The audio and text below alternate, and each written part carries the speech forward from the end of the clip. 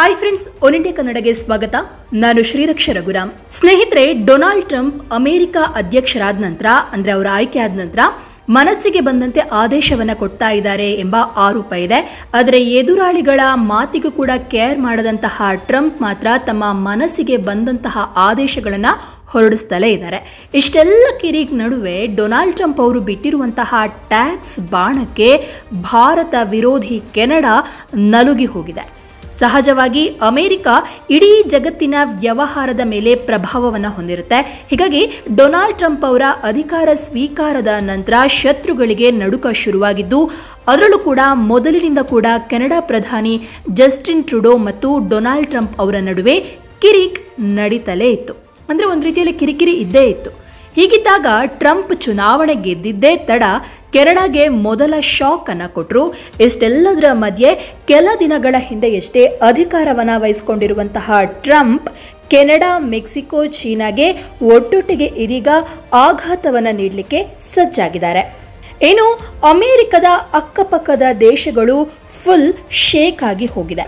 Donald Trump ಇದೀಗ ಅಮೆರಿಕದ ಜನರ ಮೇಲೆ ತೆರಿಗೆ ಭಾರವನ್ನು ಹಾಕುವ ಬದಲು ಅಮೆರಿಕದ ಜೊತೆಗೆ ವ್ಯವಹಾರ ನಡೆಸುವಂತಹ ದೇಶಗಳ ಮೇಲೆ ತೆರಿಗೆ ಹಾಕಲಿಕ್ಕೆ ಮುಂದಾಗಿದ್ದಾರೆ. ಇದೇ ಕಾರಣಕ್ಕೆ ಕೆನಡಾ ಮತ್ತು ಮೆಕ್ಸಿಕೋಗೆ 25% ತೆರಿಗೆಯನ್ನು ವಿಧಿಸಲಿಕ್ಕೆ ನಿರ್ಧಾರವನ್ನು ಮಾಡಿದ್ದಾರೆ. ಅಂದರೆ ಕೆನಡಾ ಮತ್ತು ಮೆಕ್ಸಿಕೋ ದೇಶಗಳಿಂದ ಅಮೆರಿಕಗೆ ಬರುವ ವಸ್ತುಗಳ ಮೇಲೆ 25% ತೆರಿಗೆಯನ್ನು ಹಾಕಲಾಗ್ತದೆ. ಹಾಗೆ ಚೀನಾ ಮೂಲಕ ಬರುವ ವಸ್ತುಗಳ ಮೇಲೆ 10% ತೆರಿಗೆ ಬೀಳಲಿದೆ. ಇದಕ್ಕೆ ಕೆನಡಾ ಪ್ರಧಾನಿ ಏನ್ ಹೇಳಿದ್ದಾರೆ? ಏನೇನು ಕೆಲವೇ ಗಂಟೆಗಳಲ್ಲಿ ಡೊನಾಲ್ಡ್ ಟ್ರಂಪ್ ಅವರು ಹೊಸ ತೆರಿಗೆ ನಿಯಮವನ್ನು ಘೋಷಣೆ ಮಾಡಿ ಕೆನಡಾ, ಮೆಕ್ಸಿಕೋ ಹಾಗೆ ಚೀನಾ ವಿರುದ್ಧ ಹೆಚ್ಚಿನ ಸುಂಕ ವಿಧಿಸುವಂತಹ ಸಾಧ್ಯತೆ ತುಂಬಾ ದಟ್ಟವಾಗಿದೆ. ಹೀಗಿರುವಾಗ ಕೆನಡಾ ಪ್ರಧಾನಿ ಜಸ್ಟಿನ್ ಟ್ರುಡೋ ಕೂಡ ಅಮೆರಿಕ ಮೊದಲು ಘೋಷಣೆಯನ್ನ ಮಾಡಲಿ, ಆ ಬಳಿಕ ನಾವು ಕೂಡ ನಮ್ಮ ನಿರ್ಧಾರವನ್ನು ತಿಳಿಸ್ತೇವೆ ಎಂಬ ಪ್ರತಿಕ್ರಿಯೆಯನ್ನು ಕೊಟ್ಟಿದ್ದಾರೆ. ಏನು, ಮೆಕ್ಸಿಕೋ ಕೂಡ ಟ್ರಂಪ್ ಆಡಳಿತದ ಜೊತೆಗೆ ಚರ್ಚೆ ನಡೆಸ್ತಾ ಇದ್ದೇವೆ ಅಂತ ಮಾಹಿತಿಯನ್ನ ಕೊಟ್ಟಿದ್ದು, ಜಾಗತಿಕ ಮಟ್ಟದಲ್ಲಿ ಈ ವಿಚಾರ ತುಂಬಾ ದೊಡ್ಡ ಸದ್ದನ್ನ ಮಾಡ್ತಾ ಇದೆ. ಪಾಶ್ಚಿಮಾತ್ಯರ ಒಗ್ಗಟ್ಟು ಈ ಮೂಲಕ ಮುರಿದು ಹೋಗುವ ಮುನ್ಸೂಚನೆ ಕೂಡ ಸಿಗ್ತಾ ಇದೆ. ಮುಂದೆ ಇದೇ ರೀತಿ ಯುರೋಪ್ ದೇಶಗಳಿಗೂ ಕೂಡ ಟ್ಯಾಕ್ಸ್ ಏಟು ಗ್ಯಾರಂಟಿ ಆಗುತ್ತಾ ಅನ್ನುವಂತಹ ಡೌಟ್ ಕೂಡ ಕಾಡ್ತಾ ಇದೆ. ಏನು ಸ್ನೇಹಿತರೆ, ಇವರಿಗೆ ಅಂದರೆ ಡೊನಾಲ್ಡ್ ಟ್ರಂಪ್ ಅವರಿಗೆ ಎದುರೇಟನ್ನು ಕೊಡಲಿಕ್ಕೆ ಕೆನಡಾ ಪ್ರಧಾನಿ ಜಸ್ಟಿನ್ ಟ್ರುಡೋ ಕೂಡ ತಯಾರಿಯನ್ನು ನಡೆಸ್ತಾ ಇದ್ದು, ಅವರು ಕೂಡ ಬೃಹತ್ ಮೊತ್ತದ ಒಂದು ತೆರಿಗೆಯನ್ನ, ಟ್ಯಾಕ್ಸ್ ಅನ್ನ ಘೋಷಣೆ ಮಾಡುವಂತಹ ಸಾಧ್ಯತೆ ಇದೆ, ಘೋಷಣೆಯನ್ನ ಮಾಡ್ತಾರೆ ಅಂತಲೂ ಹೇಳಲಾಗ್ತಾ ಇದೆ. ಏನು ಸ್ನೇಹಿತರೆ, America versus Canada, Mexico, China ಏನು ಈ ಒಂದು ಟ್ಯಾಕ್ಸ್ ವಾರ್ ನಡೀತಾ ಇದೆಯಲ್ವಾ, ಇದರಿಂದ ಭಾರತಕ್ಕೆ ಲಾಭ ಆಗುತ್ತಾ, ಭಾರತದ ಮೇಲೆ ಕೂಡ ಈ ಟ್ಯಾಕ್ಸ್ ಪ್ರಭಾವ ಬೀರುತ್ತಾ, ಅದರ ಕುರಿತು ಕೂಡ ನೋಡೋಣ. ಸ್ನೇಹಿತರೆ, ಆಗ್ಲೇ ಏನು ಹೇಳಿದ್ವಿ ನಾವು, ಕೆನಡಾ ಕೂಡ ಒಂದು ಬೃಹತ್ ಮೊತ್ತದ ಟ್ಯಾಕ್ಸ್ ಅನ್ನ ಅಮೆರಿಕದ ಮೇಲೆ ಹಾಕುತ್ತೆ ಅಂತ ಹೇಳಿದ್ವಲ್ಲ. ಹೌದು, ಡೊನಾಲ್ಡ್ ಟ್ರಂಪ್ ಅವರು ಮೆಕ್ಸಿಕೋ, ಕೆನಡಾ ಮತ್ತೆ ಚೀನಾದ ಏನು ವಸ್ತುಗಳ ಮೇಲೆ ಇಂಪೋರ್ಟ್ ಟ್ಯಾಕ್ಸ್ ಅನ್ನ ವಿಧಿಸಿದ ನಂತರದಲ್ಲಿ ಬೆನ್ನಲ್ಲೇ ಇದೀಗ ಆ ದೇಶಗಳು ಕೂಡ ಸೇಡಿಗೆ ಸೇಡು, ಮುಯಿಗೆ ಮುಯಿ ಅನ್ನುವಂತ ಒಂದು ಮಾತನಾಡಿದೆ. ಅಮೆರಿಕದ ಸರಕುಗಳ ಮೇಲೆ ಕೆನಡಾ 25% ಆಮದು ತೆರಿಗೆ ಹಾಕುವಂತಹ ಒಂದು ಸಾಧ್ಯತೆ ಇದೆ ಅಥವಾ ಹಾಕಿದೆ ಅಂತಲೇ ಹೇಳಲಾಗ್ತಾ ಇದೆ. ಕೆನಡಾ ಕೂಡ ಟ್ರಂಪ್ ಅವರ ಒಂದು ಮಾದರಿಯನ್ನೇ ಅನುಸರಿಸಿದ್ದು, ಆದಷ್ಟು ಬೇಗದಲ್ಲಿಯೇ ಆಮದು ಸುಂಕ ಹೇರಿಕೆ ಕ್ರಮವನ್ನ ಘೋಷಿಸುವಂತಹ ಒಂದು ಸಂಭಾವ್ಯತೆ ಇದೆ. ಇನ್ನು ಅಮೆರಿಕದ ನೂತನ ಅಧ್ಯಕ್ಷ ಡೊನಾಲ್ಡ್ ಟ್ರಂಪ್ ಅವರು ಅಧಿಕಾರಕ್ಕೆ ಬಂದ ಮೇಲೆ ತಾನು ಅಮೆರಿಕನ್ ನಾಗರಿಕರಿಗೆ ತೆರಿಗೆಯನ್ನ ಹಾಕಲ್ಲ, ನಾವು ಅಮೆರಿಕದ ಜನರಿಗೆ, ಅಲ್ಲಿನ ಸಿಟಿಸನ್ಗಳಿಗೆ ತೆರಿಗೆಯನ್ನ ಹಾಕಲ್ಲ, ಬೇರೆ ದೇಶಗಳಿಗೆ ತೆರಿಗೆಯನ್ನ ಹಾಕ್ತೇನೆ ಅಂತ ಹೇಳಿ ಒಂದು ರೀತಿಯಲ್ಲಿ ಯಾವುದೇ ಒಂದು ಯೋಚನೆ ಮಾಡದೆ ಹೇಳಿದ ರೀತಿ ಇತ್ತು. ಅದರಂತೆ ಮೆಕ್ಸಿಕೋ, ಕೆನಡಾ ಮತ್ತು ಚೀನಾ ದೇಶಗಳ ಸರಕುಗಳ ಮೇಲೆ ಆಮದು ಸುಂಕ ವಿಧಿಸಿರೋದಾಗಿ ಕಳೆದ ವಾರ ಘೋಷಿಸಿದ್ರು. ಏನು, ಮೆಕ್ಸಿಕೋದ ಸರಕುಗಳ ಮೇಲೆ 25% ಆಮದು ತೆರಿಗೆಯನ್ನು ವಿಧಿಸಲಾಗಿದೆ. ಕೆನಡಾದ ಇಂಧನ ಆಮದುಗಳ ಮೇಲೆ 10% ಹಾಗೂ ಇಂಧನೇತರ ಸರಕುಗಳ ಮೇಲೆ 25% ತೆರಿಗೆಯನ್ನು ವಿಧಿಸ್ತಾ ಇದೆ ಅಮೆರಿಕ. ಏನು, ಚೀನಾದ ಮೇಲೆ 10% ಹೆಚ್ಚುವರಿ ತೆರಿಗೆಯನ್ನು ಹೇರಲಾಗಿದೆ. ಈ ದೇಶಗಳಿಂದ ಅಕ್ರಮವಾಗಿ ಡ್ರಗ್ಗಳು,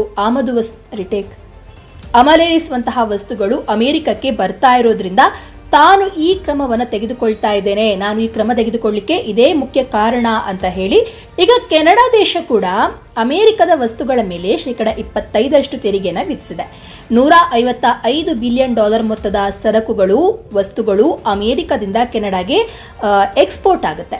ಇವುಗಳ ಮೇಲೆ ಶೇಕಡ 25%, ಶೇಕಡ 25% ತೆರಿಗೆ ವಿಧಿಸಿದ್ರೆ ಅಮೆರಿಕದ ಇನ್ಕಮ್ಗೆ ಪೆಟ್ಟನ್ನು ಕೊಡಬಹುದು. ಆದರೆ ಈ ಮೂರೂ ದೇಶಗಳು ಇದನ್ನು ಯೋಚಿಸಿ ಬೇರೆ ಏನಾದರೂ ಕ್ರಮವನ್ನು ತೆಗೆದುಕೊಳ್ಳಬಹುದು ಅಂತ ಹೇಳಿ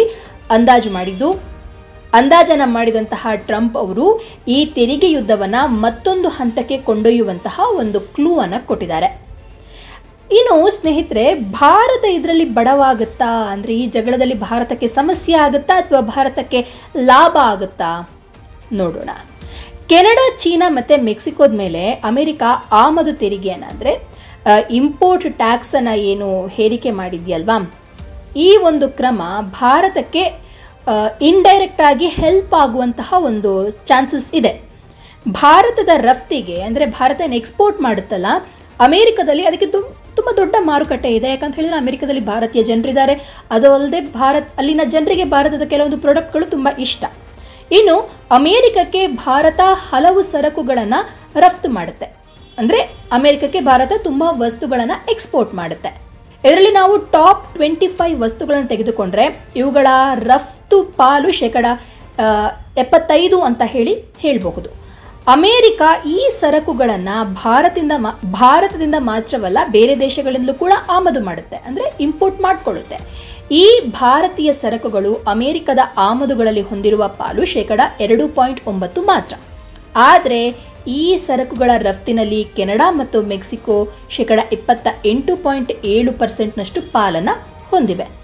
ಈಗ ಕೆನಡಾ ಮತ್ತು ಮೆಕ್ಸಿಕೋ ಮೇಲೆ ಅಮೆರಿಕ ಆಮದು ಸುಂಕವನ್ನು, ಇಂಪೋರ್ಟ್ ಟ್ಯಾಕ್ಸ್ ಅನ್ನು ವಿಧಿಸಿರೋದ್ರಿಂದ ಭಾರತಕ್ಕೆ ಇದೇ ಸರಕುಗಳ ರಫ್ತನ್ನು ಹೆಚ್ಚಿಸಲಿಕ್ಕೆ ಒಂದು ದೊಡ್ಡ ಅವಕಾಶ ಸಿಕ್ಕಂತಾಗಿದೆ ಅಂತಲೇ ಹೇಳಬಹುದು. ಅದು ಯಾವುದು ಹೇಳಿದ್ರೆ ಜುವೆಲರ್ಸ್ ಅಂದರೆ ಆಭರಣ, ಕಬ್ಬಿಣ, ಉಕ್ಕು ಇತ್ಯಾದಿ ವಸ್ತುಗಳ ರಫ್ತು ಹೆಚ್ಚಿಸಲಿಕ್ಕೆ ಭಾರತಕ್ಕೆ ಸಾಧ್ಯವಾಗಬಹುದು. ಹಾಗಾಗಿ ಭಾರತ ಈ ಒಂದು ಏನು ಕ್ಲಾಶಸ್ ಇದೆಯಲ್ವಾ, ಟ್ಯಾಕ್ಸ್ ಕ್ಲಾಶಸ್ ಈ ಮೂರು ದೇಶಗಳ ಮಧ್ಯೆ, ಇದರಿಂದ ಭಾರತ ತನ್ನದೇ ಆದ ಒಂದು ದೊಡ್ಡ ಅವಕಾಶ ತೆರೆದುಕೊಳ್ಳುವಂತಹ ಸಾಧ್ಯತೆ ಭಾರತಕ್ಕೆ ಇದೆ. ಇನ್ನು ಸ್ನೇಹಿತರೆ, ಏನಂತ ಹೇಳಿದ್ರೆ ಈ ಹಿಂದೆ ಅಂದರೆ ಟ್ರಂಪ್ ಗೆದ್ದ ನಂತರ, ಅಧಿಕಾರವನ್ನು ವಹಿಸಿಕೊಂಡ ನಂತರ ಭಾರತಕ್ಕೂ ಕೂಡ ಈ ಒಂದು ತೆರಿಗೆಯನ್ನು ವಿಧಿಸುವಂತಹ ಒಂದು ಭಯ ಕಾಡ್ತಾ ಇತ್ತು.